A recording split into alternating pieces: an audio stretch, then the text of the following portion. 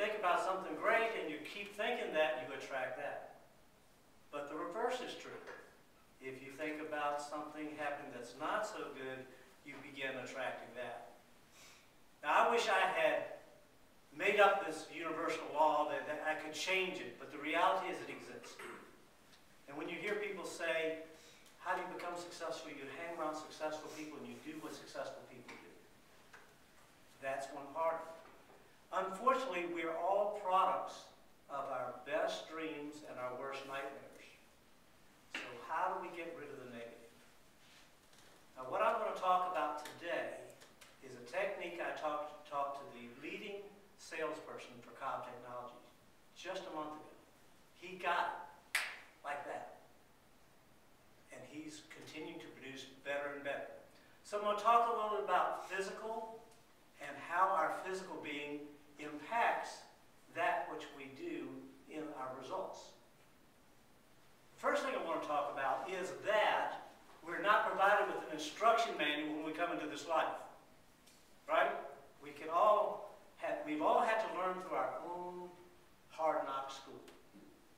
Now, the school of hard knocks is a tough teacher. You can learn from that school. But it's a lot easier if you do things the way that successful people do things. How many people in here have heard of The Secret? Okay, so you already know about the law of attraction.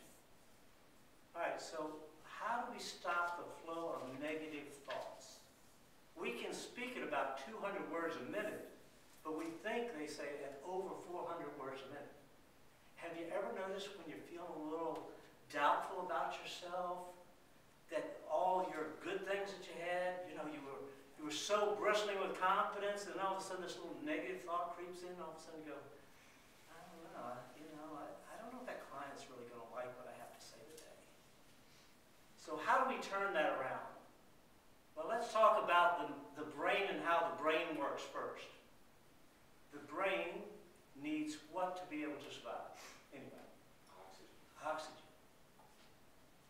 Now, so we all know that if we deplete the brain of energy, the flatline occurs, right? Now, here I want to tell you something that you didn't know before. Have you ever been cold this morning?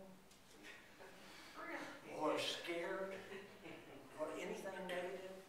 If you will just look where your breath is at that point, you'll find that you're shallow breathing.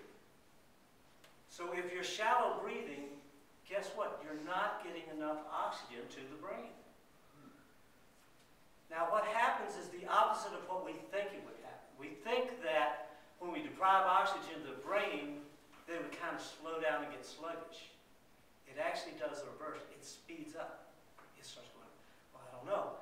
I was doing this, but I'm not sure about that. Now I need to do this. So it starts speeding up. It's not effective. We would not, as tightrope walkers, walk across a tightrope if we were, oh my gosh, I'm a little worried about getting across this line. We'd have to go out, we'd have to be relaxed. And the way you become relaxed is you provide plenty of oxygen to your brain. No one taught us how to breathe.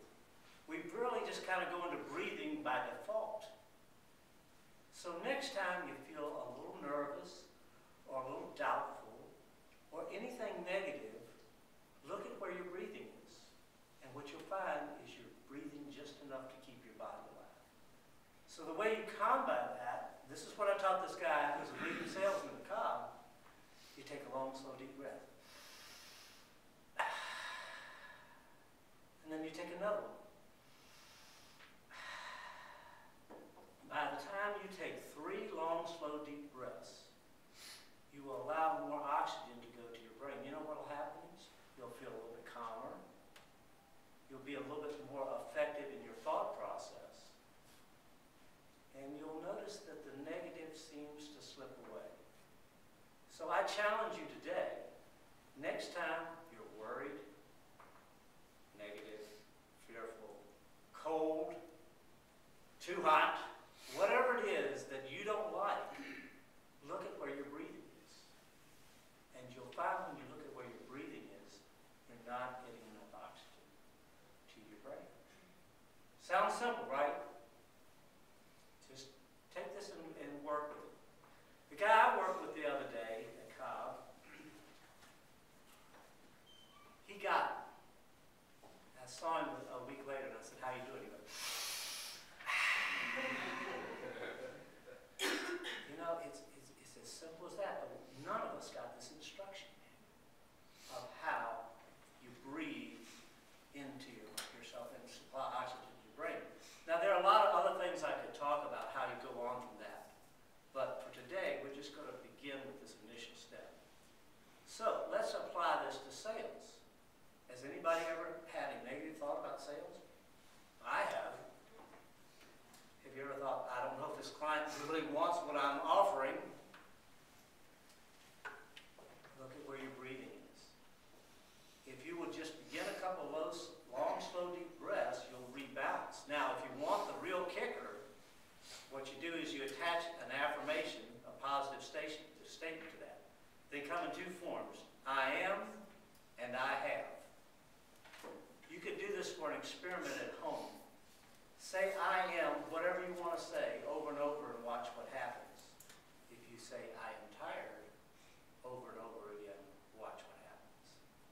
If you say I am happy, over and over again, watch what happens. So a couple long, slow, deep